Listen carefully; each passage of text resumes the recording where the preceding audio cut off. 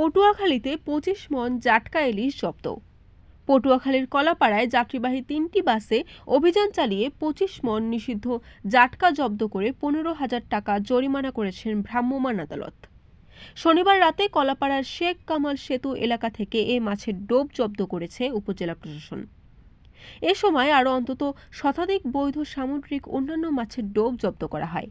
পরে বৈধ এসব মাছ প্রকৃত মালিককে হস্তান্তর করে প্রশাসন। এছাড়া অবৈধ মাছগুলো উপজেলার 96টি মাদ্রাসা ও উপস্থিত জনতার মাঝে বিতরণ করা হয়। অবৈধ মাছ বহনের দায়ে আরপি পরিবহন, মডার্ন পরিবহন ও সি লাইন পরিবহনকে 5,000 টাকা করে 3 জনকে 15,000 টাকা জরিমানা করা হয়। ইউএনও মোহাম্মদ রবিউল ইসলাম বলেন, গোপন সংবাদের ভিত্তিতে অভিযান চালিয়ে আমরা 17টি ডোপে অন্তত 25 মণ জাটকা জব্দ করেছি। এর সঙ্গে অন্তত শতাধিক বৈধ মাছের ডোপ ছিল, সবগুলো প্রকৃত মালিককে বুঝিয়ে দিয়েছি।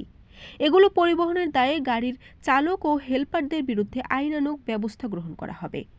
বরিশাল নিউজ।